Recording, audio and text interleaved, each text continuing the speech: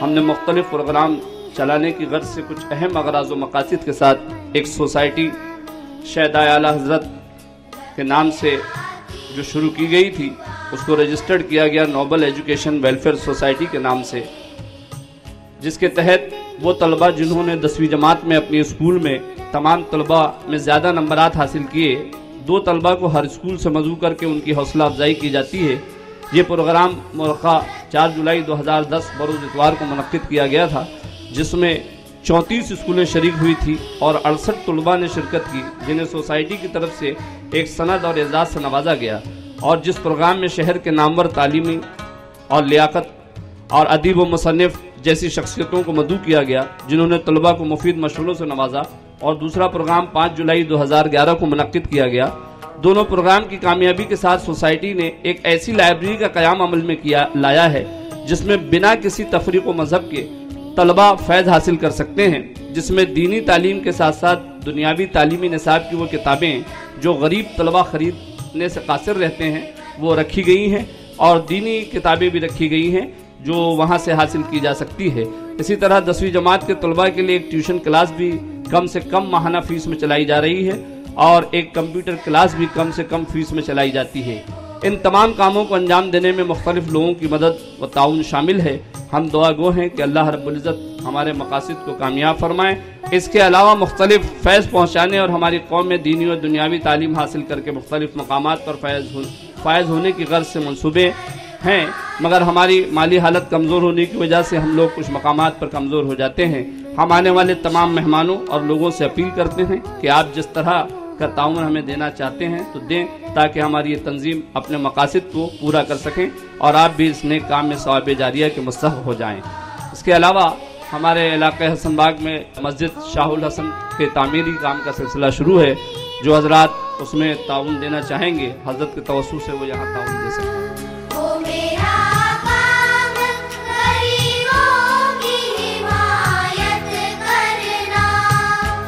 درد مندوں سے ضعیفوں سے محبت کرنا، درد مندوں سے ضعیفوں سے محبت کرنا، میرے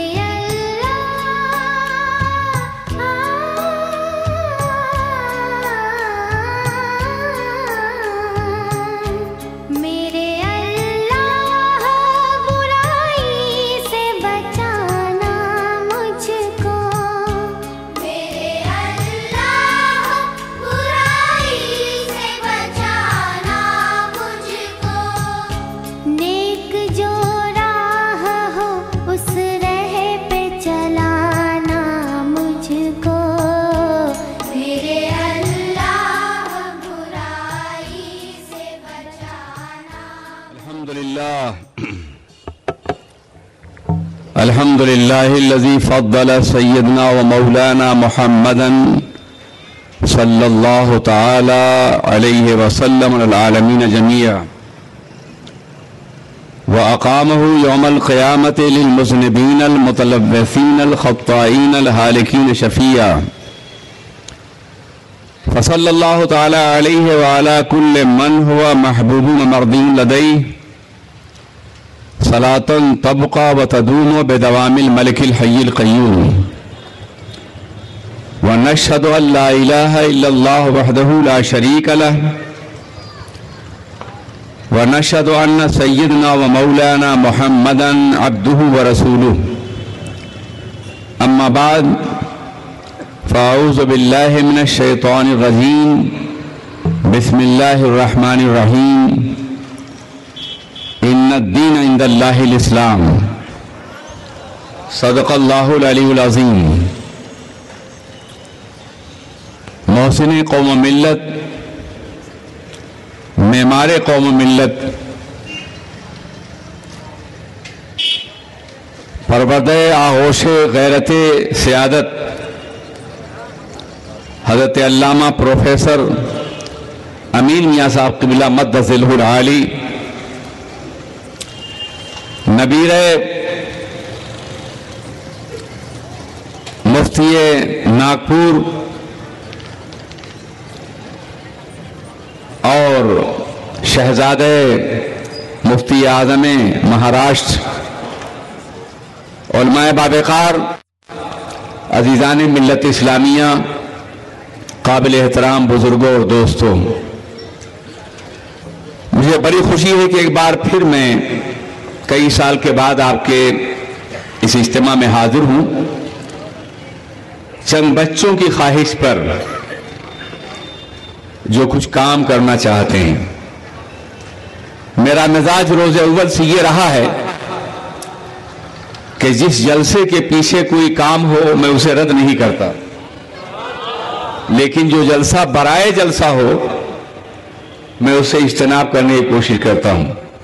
کوئی درسگاہ ہو، کوئی تحریک ہو، کوئی تعمیر ہو، تو اس ارادے سے آ جاتا ہوں کہ میں اپنے لفظوں کا کچھ وزن اس تحریک کے پلے میں ڈال دوں، اس کے علاوہ میرے پاس کچھ نہیں ہے۔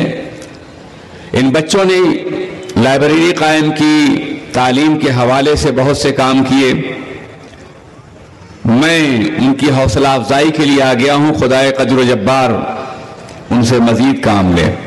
آمین۔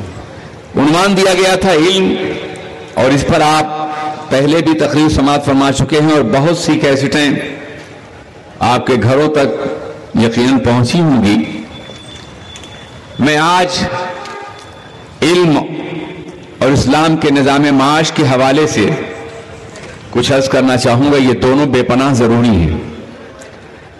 پوری دنیا میں مسلمان علمی اعتبار سے یہ پسماندہ ہے اور معاشی اعتبار سے یہ پسماندہ ہے۔ علمی اعتبار سے مسلمانوں کا حال یہ ہے کہ وہ پسماندہ ترین قوموں سے بھی کئی فیصد نیچے ہیں، اللہ۔ اور معاشی اعتبار سے یہ عالم ہے کہ وہ آج دوسروں کا دست نگر بن کر کے رہ گیا ہے۔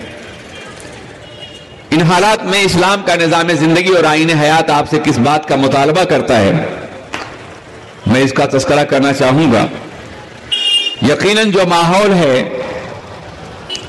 وہ ماحول شاید ان دو موضوعات کا متحمل نہ ہو سکے، لیکن اپنا کام تو پہنچا دینا ہے۔ بقیہ عمل کرنا اور نہ کرنا یہ اصل میں داعی کا کام نہیں، مدعو کا کام ہے۔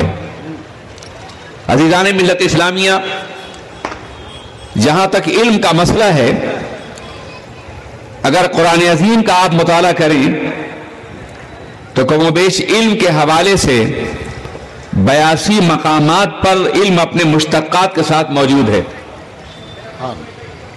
اور سینکڑوں مقامات پر علم اپنے مترادفات کے ساتھ موجود ہے۔ افلا تتفکرون، افلا تعقلون، افلا تنظرون، افلا تبصرون، افلا تشعرون۔ تم عقل سے کیوں نہیں کام لیتے، تم فکر سے کیوں نہیں کام لیتے، تم شعور سے کیوں نہیں کام لیتے، تم ادراک سے کیوں نہیں کام لیتے، تم مشاہدے سے کیوں نہیں کام لیتے، تم بصیرت سے کیوں نہیں کام لیتے، تم بصارت سے کیوں نہیں کام لیتے، تم تجربے سے کیوں نہیں کام لیتے، زمین پہ چل کر کے تم معلومات کیوں نہیں حاصل کرتے۔ قرآن نے مخاطب بنایا ہے انسانوں کو، اور آغاز یہ ہے کہ پہلا انسان جسے جناب آدم علیہ السلام کے نام سے یاد کیا جاتا ہے، انہیں جنت میں پیدا کیا گیا اور زمین کی خلافت عطا فرمائی گئی۔ سوال یہ، جب جنت ہی میں پیدا کرنا تھا تو زمین کی خلافت کیوں بخشی گئی، اور زمین کی خلافت کا اگر اعلان فرمایا گیا تھا مشیت کی طرف سے تو جنت میں کیوں پیدا کیا گیا؟ اور پھر ان سے لغزش پیغمبرانہ سرزد ہوئی جس کی بنیاد میں وہ زمین پر اتارے گئے۔ عزیزان ملت اسلامیہ، جب اللہ نے یہ فرشتوں میں اعلان فرمایا کہ انی جاعل فی الارض خلیفہ، میں زمین پر اپنا خلیفہ، اپنا نائب، اپنا وائسرائے پیدا کرنا چاہتا ہوں، تو فرشتوں نے جنوں کا تجربہ کر لیا تھا۔ ان کا اے اللہ، کیا تو ایسی مخلوق پیدا کرے گا جو زمین کو فساد سے بھر دے؟ تو اللہ نے فرمایا تھا کہ میں جو جانتا ہوں وہ تم نہیں جانتے ہو. اور پھر آپ نے دیکھا کہ جناب آدم علیہ السلام کو تمام اسماء کے نام سکھا دیے گئے. وَعَلَّمَ آدَمَ الْأَسْمَاءَ كُلَّهَا، تمام اسماء کے نام، کائنات میں جتنی چیزیں پیدا ہونے والی تھی، ذرے سے لے کے آفتاب تک، کائنات کی ہر شے کا نام سکھایا گیا. اور علماء جانتے ہیں کہ نام بغیر مسمى کے نہیں ہوتا. تو معلوم یہ ہوا کہ جو چیزیں پیدا ہونے والی تھی ان کا مشاہدہ بھی کرایا گیا. سبحان اللہ. اور پھر یہی نہیں کہ مسمى بھی اگر معلوم ہو جائے تو نام کی برکتیں واضح ہو جائیں گی، بلکہ مفسرین نے لکھا ہے کہ تمام اسماء کے باضابطہ طور پہ استعمال، ان کے خصائص اور ان کے حقائق کا بھی ادراک جناب آدم کو مکمل طور پہ دے دیا گیا تھا. سبحان اللہ. اور جب یہ علم دے دیا گیا تو فرشتوں سے کہا گیا ان چیزوں کے نام بتاؤ.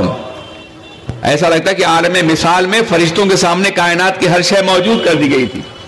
اور جب فرشتوں نے کہا کہ اللہ ہم تو وہی جانتے ہیں جو تو نے ہمیں بتایا ہے، تو جناب آدم کو حکم دیا گیا کہ ان اشیاء کے نام بتائیے. اور جب آپ نے کائنات کی ہر شے کا نام بتا دیا اور اس کے حقائق کا ادراک کرا دیا تو فرشتوں سے کہا گیا انہیں سجدہ کرو. پتہ چلا آدم علیہ السلام مسجود ہوئے تھے اپنے علم کی بنیاد پر. یہاں دو رائے ہے مفسرین کی، اپنے علم کی بنیاد پر یا اس نور مصطفیٰ کی بنیاد پر جو ان کی پیشانی کے اندر موجود تھا. لیکن مسجود ہوئے ہیں جناب آدم، بدل ڈالا ہے. اب تو اپنا انداز بیاں ہم نے، نہیں تو بند کر دی تھی فرشتوں کی زبان ہم نے. بڑا عظیم تھا انسان. جناب آدم علیہ السلام کو چیزوں کے نام سکھائے گئے اور پھر انہیں زمین پہ بھیجا گیا، اس لیے کہ زمین ہی پہ علم کو استعمال کرنا تھا. جنت میں اس کی کیا ضرورت تھی؟ زمین پہ بھیجا گیا انہیں. جب زمین ہی پہ پیدا کرنا مقصود تھا، زمین ہی کی خلافت تھی، تو انہیں جنت میں کیوں پیدا کیا گیا؟ جانتے ہیں اس کی وجہ کیا تھی؟ فطرت اور نیچر کا ایک قانون ہے، کل شیء یرجع الی اصلہ، ہر چیز اپنے اصل کی طرف لوٹتی ہے. پانی کو پھینکو تو ہمیشہ نشیب میں جائے گا، اوپر نہیں آئے گا، اس لیے کہ پانی کا حیز طبعی نشیب ہے. ہر چیز اپنے اصل کی طرف لوٹتی ہے. جناب آدم کو جنت میں پیدا کیا گیا تاکہ دنیا کا ہر آدمی دوبارہ جنت میں جانے کی کوشش کرے، جو اس کے باپ کا وطن ہے، جو اس کی ماں کی سرزمین ہے. جی کچھ تو محسوس کیجیے، ہمارے باپ کی سرزمین ہے، ہمارے ماں کی سرزمین ہے جنت. اب اگر کوئی انسان دنیا میں رہ کے جنت میں جانے کی کوشش کرتا ہے تو اپنے باپ کا وفادار ہے، اور اگر کوئی بغاوت کرتا ہے تو آدمی اسے کہنا نہیں چاہیے وہ آدمیت کے منصب سے گرا ہوا ہے. عزیزان ملت اسلامیہ، جناب آدم علیہ السلام کو تمام چیزوں کے نام سکھائے گئے، تمام اشیاء کے نام سکھائے گئے. اور پھر جیسے جیسے انسانی احتیاج نے تقاضا کیا نظام فطرت سے، ویسے ویسے علم واضح ہوتا گیا. میں ایک مثال کے ذریعے آپ کو سمجھاؤں. یہ ممکن نہیں کہ کوئی چیز موجود نہ ہو اور اس کا ادراک ہو جائے. ادراک ہمیشہ موجودات کا ہوتا ہے، غیر موجود کا ادراک نہیں ہوتا. انکشاف موجودات کا ہوتا ہے، غیر موجود کا نہیں ہوتا. ہماری درسگاہوں میں ایک جملہ پڑھایا جاتا ہے کہ بڑی وضاحت کے ساتھ اس پہ تفصیل بیان کی جاتی ہے کہ مجہولات کو، معلومات کو ترتیب دے کر کے مجہولات کو حاصل کیا جاتا ہے. یعنی کچھ معلوم توانائیوں کو، کچھ معلوم چیزوں کو، کچھ نون ریالٹیز کو اس طرح ان آرڈر کیا جاتا ہے کہ کچھ ان نون ریالٹیز، کچھ نامعلوم چیزیں حاصل ہو جاتی ہیں. اسی کا نام ریسرچ ہے، اسی کا نام تحقیق ہے. یاد رکھیے کہ روز اول سے انسان اس پر کام کرتا رہا ہے. جیسے جیسے زمانہ ترقی کرتا گیا ویسے ویسے انسانوں نے ضروریات کے مطابق ضرورت ام الایجاد، ضروریات کے مطابق کائنات کی چیزیں وہ منکشف کرتا رہا، پیدا نہیں کرتا رہا. پیدا تو خالق کائنات ہے، رب العزت ہے، ذوالجلال والاکرام ہے، رب العالمین ہے، رزاق مطلق ہے. انسان پیدا نہیں کرتا رہا، دریافت کرتا رہا. پیدا تو یہ چیزیں پہلے ہی سے تھی. عزیزان ملت اسلامیہ، نتیجہ یہ ہوا کہ انسان آج چاند پہ کمندیں ڈال رہا ہے، سورج کی شعاؤں کو گرفتار کر رہا ہے، زمان و مکان کی وسعتیں سمٹی ہوئی نظر آ رہی ہیں. آج انسان بہت ترقی کر گیا ہے بظاہر، दावा ये किया जाता है इंसान बहुत तरक्की कर गया है। मैं कहता हूं कायनात का इससे बड़ा झूठ कोई नहीं हो सकता। अगर आज के दौर में ये कोई कहे कि इंसान तरक्की कर गया है, इंसान ने जिस शय पे जोर दिया है वो शय तरक्की कर गई है। इंसान ने बर्फ पे जोर दिया, बिजली तरक्की कर गई। इंसान ने लोहे पे जोर दिया, हजारों टन लोहा फजाओं में परवाज करता हुआ नजर आया। इंसान ने गैसें पे जोर दिया, वो तरक्की कर गई। इंसान ने मुख्तलिफ मसनूआत पे जोर दिया, वो तरक्की कर गई। इंसान नहीं तरक्की कर गया। इंसान तरक्की कर गया होता तो आज भूख न होती। इंसान तरक्की कर गया होता तो आज बेकसी न होती। इंसान तरक्की कर गया होता तो जमीन पे जुल्म की बारिश न होती। इंसान तरक्की कर गया होता तो आज शहरों को मलबों के ढेर में तब्दील न किया जाता। इंसान तरक्की कर गया होता तो इंसान को कत्ल न करता। इंसान तरक्की कर गया होता तो बेवाओं के नाले और मजबूरों की आवाजें खुदा वहदे कुद्दूस के दरवाजे पर बाबे जावत को खटखटा नहीं रही होती। मगर इंसान नहीं तरक्की कर गया है। इंसान ने जिस शय को जोर दिया है, जिस शय पे हाथ रखा है, वो शय तरक्की कर गई है। इंसान नहीं तरक्की कर गया है। उजाला फैल रहा है, रोशनी फैल रही है, बरका दिया गया है पूरी दुनिया को। मगर आलम यह है कि दिलों की दुनिया में अंधेरा फैल रहा है, तारीकी फैल रही है। आलम यह है इंसानों का कि वो अंधेरा ही भला था कि कदम राह पे थे। वो अंधेरा ही भला था कि कदम राह पे थे। रोशनी लाई है मंजिल से बहुत दूर मुझे, बर्फ के लैंप से अल्लाह बचाए हमको। रोशनी आती है और नूर चला जाता है। दरीदा जामे इंसानियत है, खला में गर्दिश आराई से हासिल, लहू रिश्ता है धरती की जबी से, तो फिर इस अर्श पैमाई से हासिल इश्क नापैद खिरद नी गज़द सूरत मार। अक्ल को ताबे फरमाने नजर कर न सका, ढूंढने वाला सितारों की गुजरगाहों का अपने अफकार की दुनिया में सफर कर न सका। जिसने सूरज की शुआओं को गिरफ्तार किया, जिंदगी की शबे तारीख से हट कर न सका। अपनी हिकमत के खमो पेच में ऐसा उलझा, आज तक फैसले नफो जरर कर न सका। ये आज के इंसान का हाल है। इंसान इल्म हासिल कर रहा है, सब कुछ कर रहा है, मगर नतीजे के तौर पे जवाल पजीर है इंसानियत, मर रही है इंसानियत, सिसक रही है इंसानियत। इसमें दरियां हो रही हैं, डाके पड़ रहे हैं, कौमों पे बमबारियां की जा रही हैं, इंसानों को तबाह किया जा रहा है, और लोग कहते हैं इंसान तरक्की कर गया है। मेरे अजीज साथियों, इंसान इस्लाम के बगैर तरक्की नहीं करेगा, इंसान कुरान के बगैर तरक्की नहीं करेगा, इंसान उस नजरिए तालीम के बगैर जो अल्लाह के रसूल ने अता फरमाया है, उसके बगैर तरक्की का कोई तसव्वुर नहीं कर सकता है इंसान। हजरत आदम की औलाद को इल्म दिया गया, जैसे जैसे जरूरत हुई पत्थरों के दौर से लेके कहकशानों के दौर तक इल्म बढ़ता रहा आगे। अजीजाने मिल्लत क्यों बढ़ता रहा? कभी आपने सोचा ये तहकीकात क्यों हुई, इनके शाफात क्यों हुए, रिसर्च की फाइंडिंग कैसे हुई? मैं आपको बताऊं। एक शख्स है जो एप्पल के दरख्त के नीचे बैठा है, सेब के। अचानक एक सेब टूट के उसके सर पे गिरता है। न मालूम सेब के गिरने से उसके दिमाग का कौन सा बल्ब रोशन हो जाता है कि वो सोचता है ये सेब दाएं क्यों नहीं गया, बाएं क्यों नहीं गया, ऊपर क्यों नहीं गया, ये कमबख्त मेरे सर पे क्यों गिरा है। और उसके बाद उसने सोचना शुरू किया तो उसने कहा जमीन के अंदर कशिशे सिक्ल है, ग्रेविटी का एक निजाम एक गिरने वाले सेब ने दिया, और आज दुनिया की न मालूम कितनी मसनूआत और खलाओं में परवाज करने वाले सैयारे इसी कशिशे सिक्ल के नजरिए की बुनियाद पर हैं। एक सेब ने दिमाग का कोई बल्ब रोशन कर दिया। एक और शख्स है दरिया के किनारे बैठा हुआ है, ये बड़ी मुख्तलिफ नजर आ रही है, सुना आपको बैठ कर सुन लीजिए। अब आ गया हूं तो सुना देता हूं, दुरूशी पढ़िए।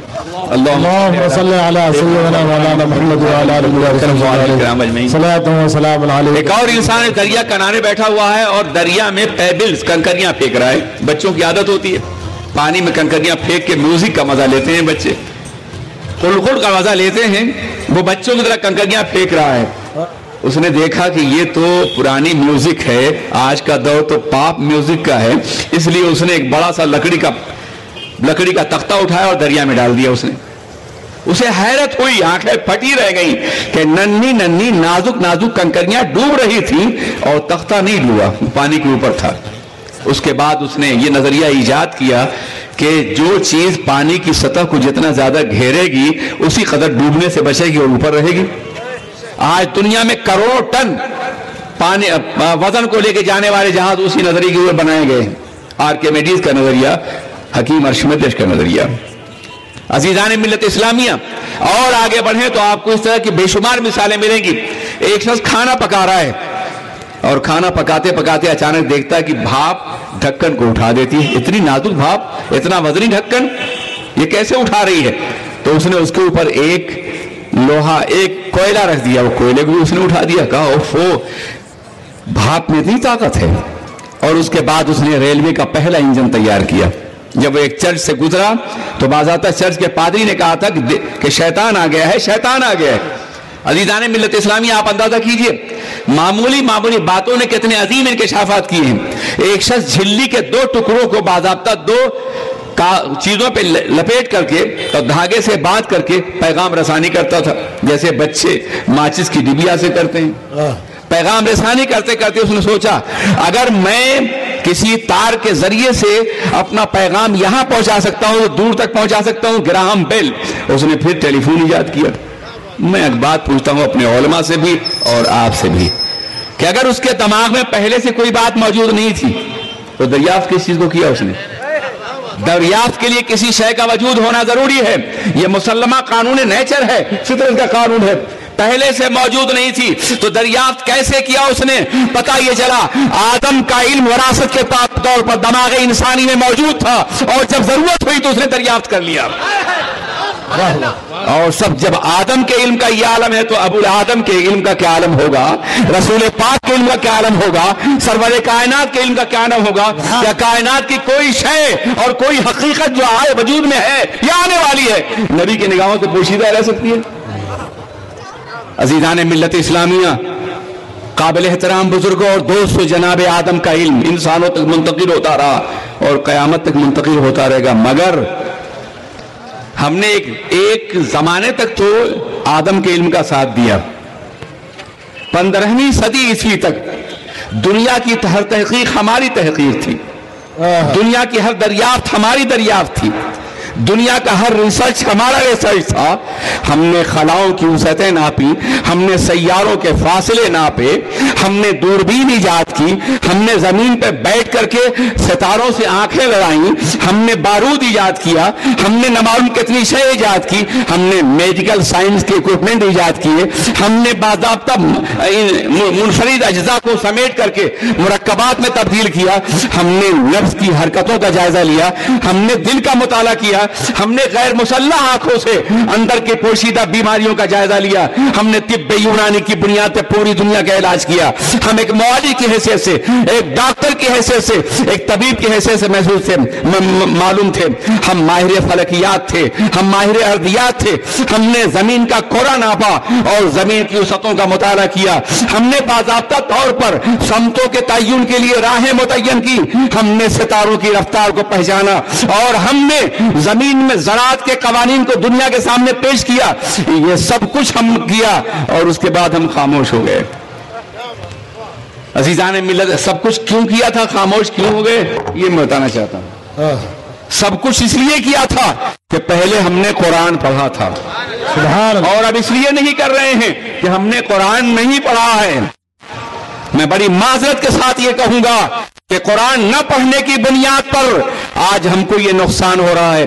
कुरान ने हर इल्म का हवाला दिया है, कुरान ने हर इल्म की तरफ माइल किया है, कुरान ने हर इल्म का इशारा दिया है, कुरान ने हर इल्म के हैसियत से बाज़ाब्ता इंसानी ज़हन को बेदार किया है। जब कुरान ये कहता है कि तुम समावात पे गौर नहीं करते, तुम आसमानों पे गौर नहीं करते, तो क्या आसमानों पे गौर नहीं होगा जैसे हम कर रहे हैं?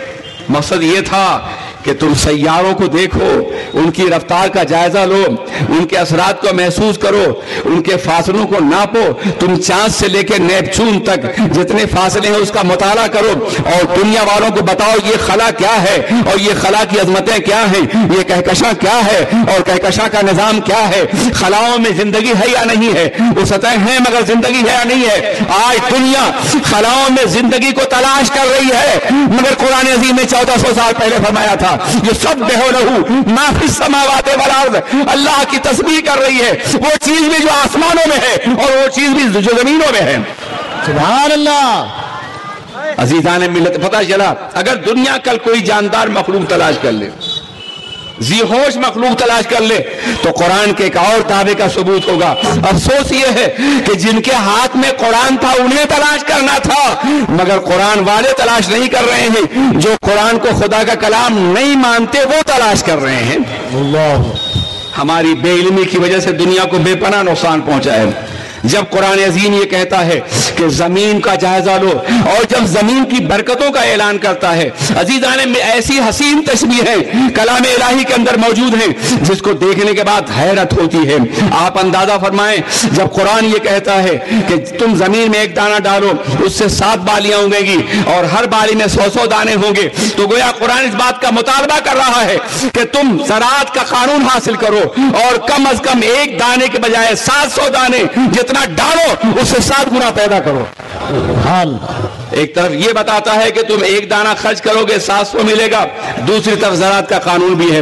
آپ اگر سورہ کہف کا مطالعہ کریں تو ایک بڑا حسین منظر اس سورت کے اندر پیش کیا جاتا ہے کہ 2 انسان ہیں، ایک غریب ہے ایک سرمایہ دار ہے جس کے 2 باغات ہیں۔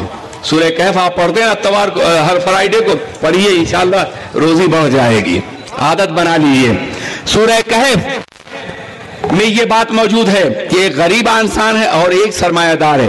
سرمایہ دار کے 2 باغات ہیں، اور باغات بھی اس طرح سے ہیں کہ ان باغات میں فصلیں بھی اگ رہی ہیں، انگور بھی پیدا ہو رہا ہے، اور اس نے باغات کے چاروں طرف کھجوروں کے درخت بطور باغ لگا رکھے ہیں، کھجور بھی پیدا ہو رہا ہے، اور زمین ایک ہی ہے، 2 ہے، کھجور بھی پیدا ہو رہا ہے، انگور بھی پیدا ہو رہا ہے، اور خالی زمینوں پہ غلے پیدا ہو رہے ہیں۔ اور جب اپنے باغ کو دیکھتا ہے تو غریب سے کہتا ہے دیکھو یہ سب میں نے پیدا کیا ہے، یہ میری محنت کا نتیجہ ہے، یہ میری مشقت کا نتیجہ ہے۔ غریب کہتا ہے دیکھو اپنے خدا کا انکار مت کرو، یہ سب کچھ اس نے تم کو دیا ہے، یقینی اور لازمی طور پہ دیا ہے، اس لیے اس کا شکر ادا کرو۔ کہا نہیں میں نہیں مانتا، یہ تو میری محنت کا نتیجہ ہے، میری مشقت کا نتیجہ ہے، یہ سب کچھ میں نے پیدا کیا ہے۔ تو کہتا ہے عذاب الہی سے ڈرو، قیامت بپا ہوگی، کہیں ایسا نہ ہو کہ وہاں تمہیں سوال کیا جائے گا۔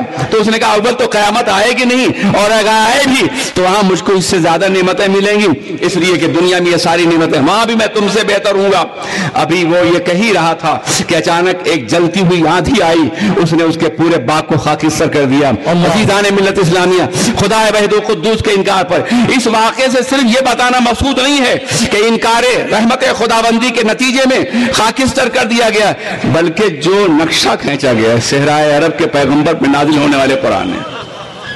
آپ اندازہ فرمائیں کھیتی باڑی کے ملک میں پیدا نہیں ہوئے، ڈیزرٹ میں پیدا ہوئے ہیں، صحرائے عرب میں پیدا ہوئے، مگر نقشہ یہ ہے کہ کھیت ہے، اس پہ باضابطہ انگور لگائے گئے ہیں، جو زمینیں نیچے اس پہ فصل اگائی گئی ہے، اور چاروں طرف باضابطہ طور پہ کھجور کے درخت لگا کے دیواریں قائم کی گئی ہیں، کھجور بھی پھل دے رہا ہے، انگور بھی پھل دے رہا ہے، زمین بھی پھل دے رہی ہے، اور بیچ میں نہر جاری کی گئی ہے جس سے کھیتوں کو سیراب کیا جا رہا ہے۔ آپ اندازہ فرمائیں کہ کیا یہ کھیتی کا انتہائی واضح قانون نہیں، کیا یہ زراعت کا نظام نہیں ہے؟ عزیزان ملت اسلامیہ، قرآن پاک نے سینکڑوں مقام پہ یہ کہا ہے کہ کیا تم فصلوں کو اگاتے ہو یا پروردگار عالم انہیں برکتیں ڈالتا ہے۔ گویا فصلوں کا تذکرہ کر کے، زمین کا تذکرہ کر کے، زراعت کا تذکرہ کر کے پروردگار عالم نے زمینوں اور زراعتی نظام کو سمجھنے کی حکم دیا ہے۔ عزیزان ملت اسلامیہ، اسی طرح سے جب قرآن عظیم سمندروں کا تذکرہ کرتا ہے کہ اللہ تعالیٰ نے سمندروں میں تمہارے لیے نعمتیں پیدا کر دی ہیں، تم سمندروں سے غذا حاصل کرتے ہو، اور سمندروں کی موتیوں سے تم زینت حاصل کرتے ہو، سمندروں گہرائیوں کا مطالعہ کرو۔ اگر یہ قرآن دعوت دے رہا ہے تو سمندروں کے بارے میں جو علم ہے اس کا باضابطہ اشارہ فرما رہا ہے، تم مسلمان ہو تو سمندر کا علم حاصل کرو، سمندر کی وسعتوں پہ قبضہ کرو۔ اور تم نے دیکھا کہ جب تک مسلمان تھا 15ویں صدی تک، اس وقت تک دنیا کے تمام سمندروں پہ صرف مسلمانوں کا قبضہ تھا، اس لیے اگر قبضے میں آیا تو مسلمانوں کی جہاز رانی کی بنیاد پہ۔ اسی طریقے سے اسپین اگر مفتوح ہوا، جبرالٹر فتح ہوا تو مسلمانوں کی جہاز رانی کی بنیاد پر۔ ہندوستان میں تجارت کے لیے قافلے ہوتے تو جہاز رانی کی بنیاد پہ۔ انڈونیشیا اگر مسلمان ہوا تو جہاز رانی کی بنیاد پہ۔ آج ایک بھی جہاز ہے مسلمان کے قبضے میں؟ کیا ہو گیا ہے مسلمانوں کو؟ علم سے ناآشنائی، قرآن سے دوری، اللہ کے مقدس نظام سے ناآشنائی، اس نے ہمیں تباہ کر دیا ہے، برباد کر دیا ہے۔ اگر ہمارے پاس علم ہوتا، ہم قرآن پاک کو اپنے علم کا ماخذ تصور کرتے تو آج بھی دنیا کی تمام ترقیاں ہمارے سامنے ہوتی۔ صحرا کے پیغمبر پر نازل ہونے والے قرآن نے کہا ہے وَحَمَلْنَاهُمْ فِي الْبَرِّ وَالْبَحْرِ، ہم نے انسانوں کو خشکیوں پر بھی غلبہ عطا فرمایا اور سمندروں بھی غلبہ عطا فرمایا۔ سمندروں کی تمام ترقیاں بھی مرہون منت ہوتی مسلمانوں کی، اور خشکیوں پہ غلبہ بھی مرہون منت ہوتا مسلمانوں کا۔ اگر مسلمان قرآن کو پڑھ رہا ہوتا، اللہ کی مقدس کتاب کو پڑھ رہا ہوتا، قرآن کے بعض اجزاء پر ہمارا عمل ضرور ہے، مگر واللہ العظیم قرآن ایک مکمل نظام حیات ہے، ایک مکمل دستور حیات ہے، ایک مکمل قانون زندگی ہے، ایک مکمل آئین ہے۔ قرآن معاشی نظام بھی ہے، قرآن ثقافتی نظام بھی ہے، قرآن تمدنی نظام بھی ہے، قرآن معیشتی نظام بھی ہے، قرآن اخلاقی نظام بھی ہے، قرآن حکومتی نظام بھی ہے، قرآن دستور ہے پوری زندگی کے لیے۔ ہم نے ان تمام شعبوں پہ غور کرنے کی کوشش نہیں کی، جس کے نتیجے میں زوال ہمارا مقدر ہو گیا، ہم پسماندہ بنا کے رہ گئے۔ دنیا میں جاہل ترین قوموں میں ہمارا شمار ہوتا ہے۔ وہ پیغمبر جس نے اپنی دعوت کا آغاز اقرا کے ذریعے سے کیا تھا، آج اس کی قوم پڑھی لکھی نہیں رہ گئی ہے۔ وہ پیغمبر جس نے کتاب کی طرف بلایا تھا، چاہتے تو قوم کی طرف بلاتے، وہ چاہتے تو عرب کی طرف بلاتے، وہ چاہتے تو قومیت کی طرف بلاتے، جو ہمیشہ غالب قوموں کا مزاج رہا ہے، مگر اللہ کے رسول نے کتاب کی طرف بلایا تھا، ایک قانون زندگی کی طرف، ایک دستور حیات کی طرف۔ صہیب روم سے آئے ہیں، سلمان فارس سے آئے ہیں، بلال حبشہ سے آئے ہیں، اور کتاب کی سوسائٹی کے ممبر ہو گئے ہیں۔ ابو جہل گھر میں موجود ہے مگر باہر نکال دیا گیا ہے۔ آپ اندازہ فرمائیں کہ علم سے دوری کی بنیاد پر ہمیں کتنا پسماندہ کر دیا گیا ہے۔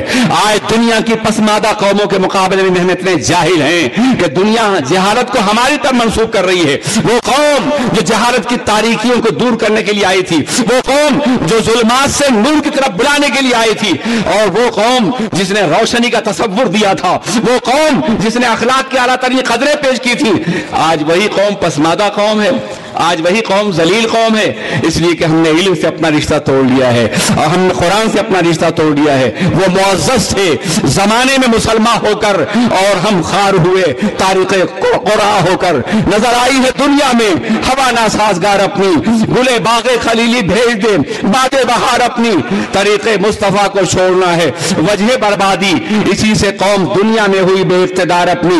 ہمیں کرنی ہے شاہ بطحہ کی رضا جوئی، وہ اپنے ہو گئے تو رحمت پروردگار اپنی۔ وہ بیٹھے ہو اٹھاؤ بارگاہ ناز کا پردہ، کہانی در پہ کہتا ہو شفیق جانثار اپنی۔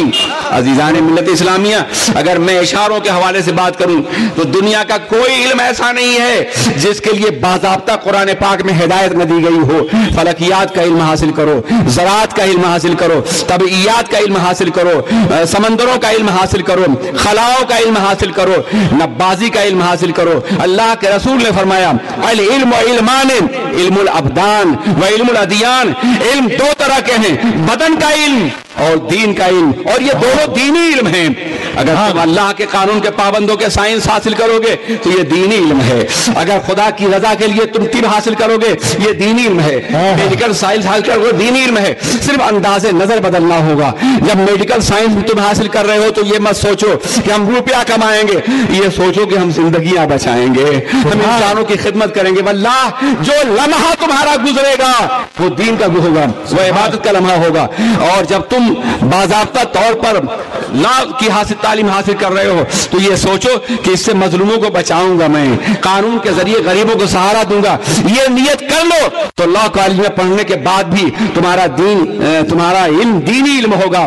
عزیزان ملت اسلامیہ، اسی طرح سے اگر تم سائنس کا علم حاصل کر رہے ہو، تمنا ہو کہ خلاؤں میں پرواز کرو، تو یہ نیت کر لو کہ مسلمان خلاؤں سے ظلم نہیں کرتا۔ علم سے رشتہ ٹوٹنے کے بعد آج خلاؤں سے پرواز کرنے والے زمین پہ آگ کی بارش کر رہے ہیں۔ قسم خدا کی، اگر دین کے ذریعے سے خلا میں پرواز کرتے تو آگ کی بارش نہیں پھول کی بارش کرتے، اس لیے کہ رسول اللہ کی رحمت یہ گوارا نہ کرتی کہ میرا امتی انسانوں پہ خون کی بارش کرے، آگ کی بارش کرے۔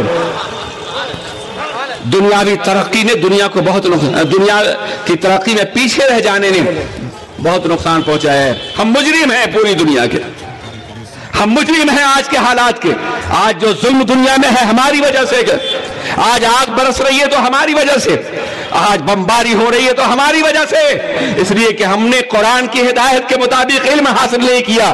اگر علم کے میدان میں ہم قیادت کر رہے ہوتے تو نہ کہیں بمباری ہوتی, نہ کہیں ظلم ہوتا, نہ کہیں آگ برس رہی ہوتی. 1400-1500 سال 14ویں-15ویں صدی تک ہمارا یہی عالم تھا. ہم نے بہت سی چیزیں بنائی, بارود ہم نے ایجاد کیا, لیکن کیا ہم نے کسی زمین کو بھونا باضابطہ طور پہ؟ کیا ہم نے کہیں بارود کا انسانوں کے لیے استعمال کیا؟ میرے عزیز ساتھیوں, ہم نے ایسا کبھی نہیں کیا. آج بھی اگر مسلمان ترقی کر رہا ہوتا, دنیا امن کا گہوارہ ہوتی, مگر علم سے رشتہ ٹوٹنے کے بعد جب دوسروں کے پاس پہنچا تو علم وحشت بن گیا ہے. جلال پادشاہی ہو کہ جمہوری تماشا ہو, جدا ہو دین سیاست سے تو رہ جاتی ہے چنگیزی. آج چنگیزی رہ گئی ہے, دین جدا ہو گیا ہے, دین کا رشتہ ٹوٹ گیا ہے. آج کا سیکولر نظام صرف انسان کی اپنی فلاح کی بات سوچتا ہے, دوسروں کی فلاح کی بات نہیں سوچتا. اس لیے عزیزان ملت اسلامیہ, اگر ہم پسماندہ ہو گئے ہیں تو خدا را ہم آگے بڑھنے کی کوشش کریں. ہم میں ڈاکٹر پیدا ہوں, ہم میں انجینئر پیدا ہوں, ہم میں مفسر پیدا ہوں, ہم میں محقق پیدا ہوں, ہم میں بیرسٹر پیدا ہوں, ہم میں سائنسداں پیدا ہوں, ماہرین فلکیات پیدا ہوں, اور انسانوں کی خدمت کے لیے قبر بستہ ہو جائیں. اور یہ اسی وقت ہوگا جب ہمارا پورا معاشرہ علم کے حوالے سے کام کرنے پہ تیار ہو جائے گا. ہمارا سرمایہ دار طبقہ اپنے بچوں کو, سبحان اللہ, انگلش میڈیم اسکول میں پڑھا کے خوش ہے کہ ہم تو اپنا کام کر رہے ہیں. ہمارا سرمایہ دار طبقہ دولت کما کے خوش ہے کہ کسی کے پاس کچھ ہے یا نہیں ہے. ہم تو دولت مند ہیں, مگر سنو, دولت اور علم اگر تمہارا قوم سے ہٹ کر کے ہے تو تمہیں فائدہ نہیں پہنچائے گا, تمہاری ذلت کی چادر تم سے نہیں اتارے گا. اگر تم ہزاروں غریبوں میں ایک دولت مند ہو تو دنیا یہ کہے گی کہ یہ دولت مند ایک غریبوں کی جماعت کا دولت مند ہے. غربت کی نجاست تم سے لپٹی ہوئی ہوگی. اگر تم ہزاروں جاہلوں میں ایک پڑھے لکھے ہو تو دنیا یہ کہے گی یہ جاہل قوم کا پڑھا لکھا ہے. اس لیے خدایا اٹھو, اگر سرمایہ ہے تو سب کو سرمایہ دار بناؤ, اور اگر علم ہے تو پوری قوم کو علم سے نوازو. نعرہ تکبیر, نعرہ رسالت, مسلک اعلی حضرت, پیغام اعلی حضرت کانفرنس, نعرہ تکبیر.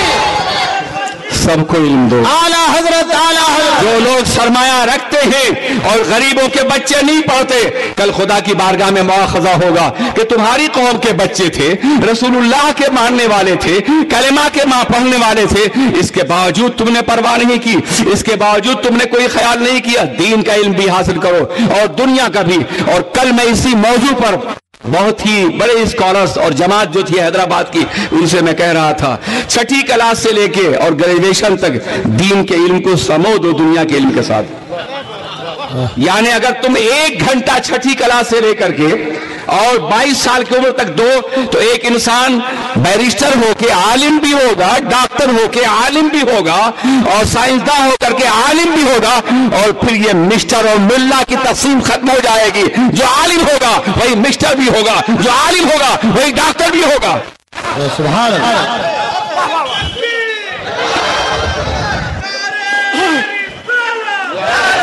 میں نے حیدرآباد پہ اس کی بنیاد رکھ دی ہے. اے ناگپور کے لوگوں, تم میں اگر سرمایہ دار بیٹھے ہیں اول تو آتے نہیں ہیں, میں نہیں جانتا کہ آئے ہوں گے, لیکن اگر آئے ہیں تو تیار ہو جاؤ ایک ایسی یونیورسٹی کے لیے, ایک ایسے کالج کے لیے کہ جس میں دین اور دنیا ساتھ ساتھ پڑھائی جائے.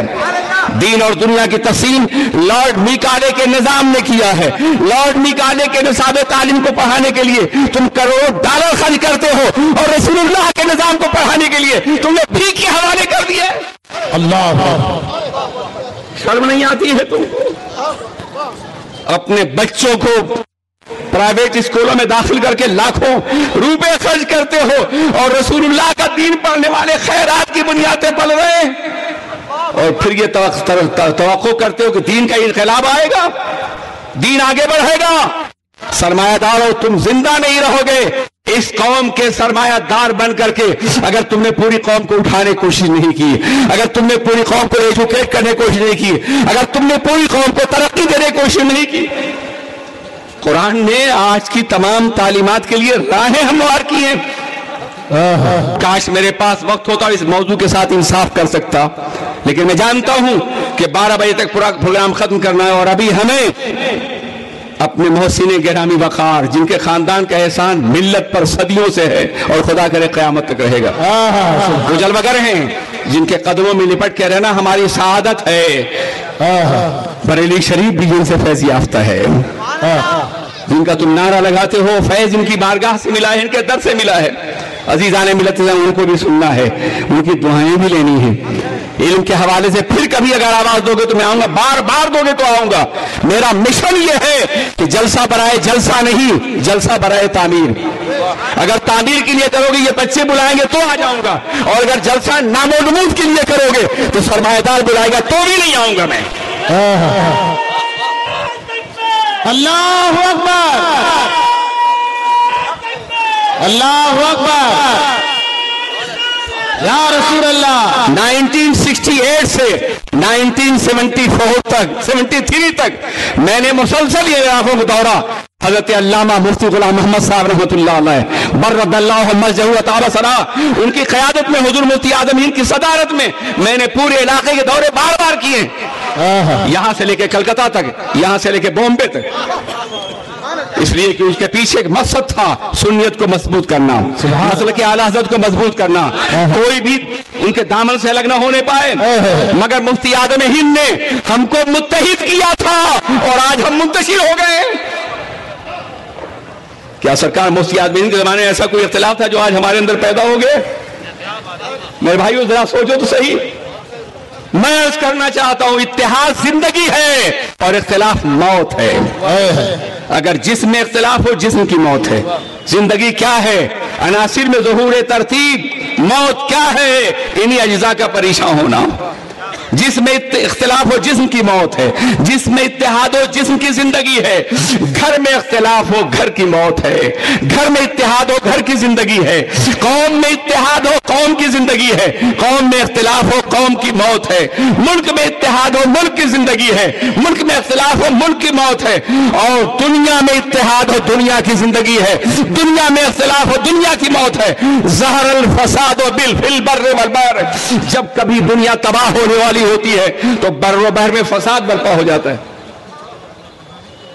بہت ہی دردناک حالات سے ہم گزر رہے ہیں. ایک طرف مغربیت ہے جو ہم پر شب خون مار رہی ہے، بدعقیدہ جماعتیں ہیں جو ہمیں ختم کرنا چاہتی ہیں، اور ہم آپس میں اختلاف کر رہے ہیں. خدا را عقل کے ناخن لوگ.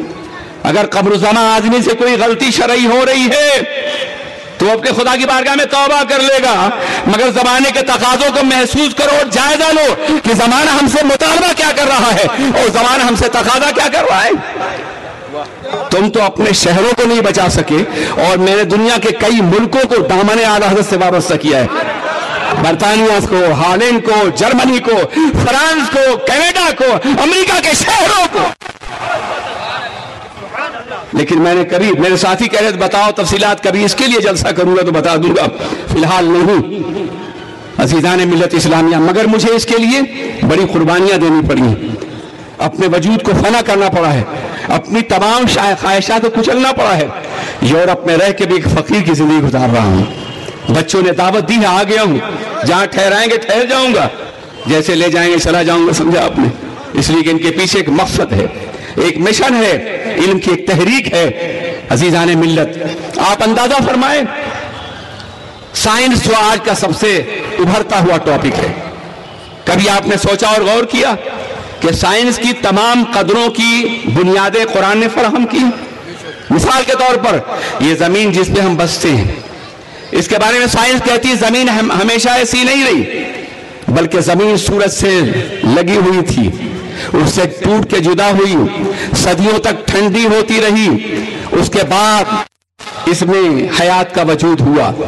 قرآن عظیم 1400 سال پہلے فرما چکا ہے وَالْأَرْضَ بَعْدَ ذَلِكَ دَحَاهَا فَأَخْرَجَ مَاءَهَا وَمَرْعَاهَا. وہی پروردگار عالم ہے جس نے تخلیق زمین کے بعد اسے پھاڑ دیا، اس میں سبزہ بھی نکالا اور پانی بھی نکالا.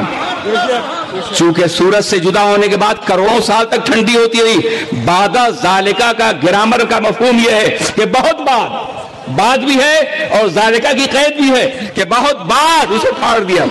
اور پھاڑا کیسے؟ اس کے بارے میں سائنس یہ کہتی ہے کہ ایک اتفاق کا دھماکہ ہوا, ایکسیڈنٹل ایکسپلوژن ہوا, اور زمین کئی براعظموں میں تبدیل ہو گئی اور بیچ بیچ میں سمندر پیدا ہو گیا. سائنس کا مزاج یہ ہے کہ جہاں وہ ٹھہر جاتی ہے, جہاں وہ کسی چیز کی تعویل نہیں کر پاتی, اس کو اتفاق کہتی ہے, اس کو ایکسیڈنٹ کا نام دیتی ہے. قرآن عظیم نے کہا والارض بعد ذالک دحاہا, تخلیق زمین کے بعد اللہ نے زمین کو پھاڑ دیا. یہ دھماکہ قدرت الہی کا دھماکہ تھا جس سے سمندر بھی پیدا ہوا اور اس کے ساتھ ساتھ زندگی بھی وجود میں آئی. آج کی سائنس کہتی ہے کہ زندگی کا پہلا جرثومہ پانی پہ نمودار ہوا ہے. قرآن عظیم 1400 سال پہلے فرما چکا ہے وَجَعَلْنَا مِنَ الْمَاءِ كُلَّ شَيْءٍ حَيٍّ, ہم نے پانی سے ہر چیز کو زندگی عطا فرمائی ہے. سبحان اللہ. عزیزان ملت اسلامیہ, آج تم سمندروں کا سفر کرو, یہ میٹھا پانی ہے, یہ کھارا پانی ہے, دونوں مل کے بہ رہے ہیں مگر مل نہیں رہے. عزیزان ملت اسلامیہ, سائنس کہتی ہے کہ دراصل رقیق اشیاء کے اندر سطحی تناؤ ہوتا ہے. ذرا بھاری جملہ ہو گیا ہے, یعنی جو بہنے والی چیزیں ہیں وہ اپنی سطح کو سمیٹنے کی صلاحیت رکھتی ہیں. اگر دو سمندر مل رہے ہیں, کھاری اور میٹھے, گورے اور کالے, تو پانی اس لیے نہیں ملتے, ہر ایک کی الگ الگ سطح ہے اور بیچ میں آڑ رکھی ہوئی ہے. قرآن عظیم 1400 سال پہلے فرما چکا ہے مرج البحرین یلتقیان بینہما برزخ لا یبغیان. وہی پروردگار عالم ہے جس نے سمندروں کو ملایا ہے, وہ دونوں مل رہے ہیں اور ایک دوسرے میں ضم نہیں ہو رہے ہیں. عزیزان ملت اسلامیہ, بے شمار مثالیں ہیں قرآن عظیم کے حوالے دی جا سکتی ہیں. قیامت آئے گی یا نہیں آئے گی؟ دنیا یہ کہتی ہے, سائنسداں کہتا ہے کہ زمانہ دہر جو ہے دائمی ہے, قیامت کبھی نہیں آئے گی. دوام دہر کا نظریہ بہت پرانا ہے دہریوں کا, کہ اللہ کے علاوہ اللہ دہر کے علاوہ کوئی معبود نہیں ہے. لیکن اسلام اللہ کو مؤثر حقیقی سمجھتا ہے, مدبر حقیقی جانتا ہے. یہ ہمارا عقیدہ ہے. قیامت آئے گی, قرآن نے کہا ہے, رسول پاک نے کہا ہے. سائنس کہتی ہے قیامت آ سکتی, there is a possibility, قیامت آ سکتی ہے, مگر شکل یہ ہے کہ جب آسمان کے ستارے قریب ہو جائیں. مثال کے طور پہ چاند 2.5 لاکھ میل کے فاصلے پر ہے, اگر یہ 50,000 میل کے فاصلے پہ آ جائے تو اتنا طوفان اٹھے گا کہ زمینیں ختم ہو جائیں گی. اس لیے 2,500 میل کے فاصلے سے جب ننھی شعاعیں ڈالتا ہے تو سمندر کے لاکھوں ٹن پانی کو زمین پہ اچھال دیتا ہے. اگر یہ 50,000 میل کے فاصلے پہ کوئی زمین باقی نہیں رہے گی, قیامت آ جائے گی. میں کہتا ہوں تم آج کہہ رہے ہو, قرآن پاک نے قیامت کی نشانی کے طور پہ کہا ہے یوم نطوی السماء کطی السجل للکتب, قیامت اس وقت آئے گی جب ہم آسمان کو تومار ماری ہوئے کاغذ کی طرح لپیٹ دیں گے. قیامت آئے گی. قرآن کو پڑھو, دنیاوی علم میں ترقی کرو, اور یہ پسماندگی کی گندگی اپنے وجود سے نکال دو. یہ میرا پیغام ہے. امام اہل سنت سے محبت کرتے ہو تم, دعویٰ کرتے ہو تم, مگر میرا مطالعہ یہ ہے کہ تم نے اپنے امام کا غلط تعارف کرایا ہے, صحیح تعارف نہیں کرا. مجھے یقین ہے کہ مالیگاؤں کی سرزمین پر جلسہ تھا اور امام اہل سنت کے حوالے سے بات کرنی تھی, تو میں نے کہا شخصیت کوئی ایسی ہوتی جس کے ارد گرد افواہوں کا جالا ہوتا, کوئی حقیقت نہ ہوتی, کوئی دلیل نہ ہوتی, صرف افواہیں ہوتی. جیسے بعض بزرگوں کے بارے میں اتنی کرامت رکھتے تھے, یہ کرتے تھے, وہ کوئی ثبوت نہیں ہے, تو ان کی شخصیت کو پہچاننا دشوار ہوتا. ہمارے امام نے 1000 کتابیں چھوڑ کر کے دنیا کو دعوت دی ہے کہ احمد رضا کو سمجھنے کے لیے ان کی کتابوں کے ذریعے سمجھو, پڑھو اور اس کے بعد کچھ کہو. وہ بھی علم کا مرکز تھے اور علم کی دعوت دینے ہی کے لیے آئے تھے. عزیزان ملت اسلامیہ, ہمارے ساتھی کچھ مسجد تعمیر کرنا چاہتے ہیں. آپ کو معلوم کہ مسجد ہماری زندگی کی سب سے بڑی ضرورت ہے. اگر آج یہ مسجدیں نہ ہوتی تو ہم نہ ہوتے, اور جہاں مسجدیں ختم ہو گئی وہاں اسلام ختم ہو گیا. رشیا کی ریاستوں میں سمرقند و بخارا, تاشقند اور دوسری بخاری کی سرزمین پر, مسلم کی سرزمین پر پہلے مدرسے اور مسجدیں ختم کی گئی, دین ختم ہو گیا. ترکی کی سرزمین پر پہلے مسجدیں بند کی گئی, دین ختم ہو گیا. یہ مسجدیں ہمارے دین کے لیے سب سے بڑا قلعہ ہیں. यही वजह है कि हर नबी ने अपने अपने दौर नबूवत में पहले मस्जिद तामीर की है। सुभान अल्लाह। जनाब आदम ने बुनियाद रखी है, जनाब दाऊद ने तामीर की है, जनाब सुलेमान ने तामीर की है, सरवरे कायनात ने मजदूर की हैसियत से खुद पत्थर उठाए हैं और तामीर की है, जनाब इब्राहिम ने तामीर की है और उसके नीचे आखिरी नबी के लिए दुआ भी फरमाई है। हर नबी ने अपने अपने दौर नबूवत में मस्जिद तामीर की है। मगर अंबिया का दौर खत्म हो चुका है, सरकार खातमुन नबीय्यीन हैं, उनके बाद कोई नबी नहीं आएगा, न बुरूजी नबी आएगा, न जिल्ली नबी आएगा, न मुज्तहिद नबी आएगा, न मुक़ल्लिद नबी आएगा। अरे ये सारी झूठी ताबीरें तुमने झूठे और मक्कार के लिए गढ़ रखी है। नबी सिर्फ नबी होता है, सुभान अल्लाह। कोई नबी नहीं आएगा। अल्लाह। इसलिए पहले काम मस्जिदों की तामीर का अंबिया का था, अब वो काम उम्मत को दे दिया गया है। यही वजह है कि 14 साल से उम्मती हर दौर में मस्जिदें तामीर करते रहे हैं और मस्जिदों की तामीर में हर फर्द का हिस्सा लेना बहुत जरूरी है। बादशाह ने बगदाद की हदीस सुनी, मन बना मस्जिदन लिल्लाह बनल्लाहु लहू बैतन फिल जन्नह।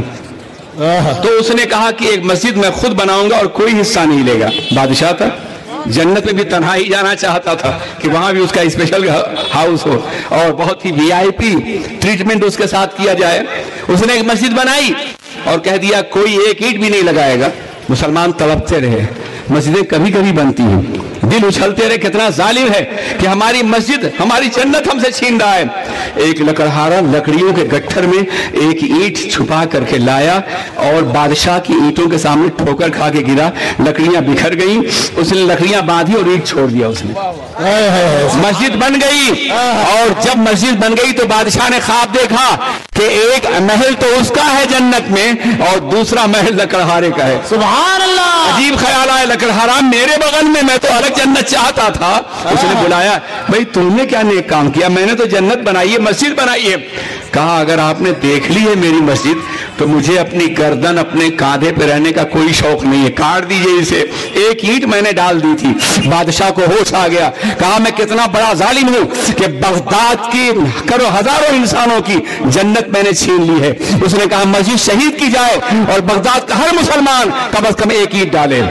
सुभान। आपके शहर में मस्जिद बन रही, मुझे मेरा ख्याल है कि आप ईंटें जरूर डालेंगे। अस्सलाम वालेकुम।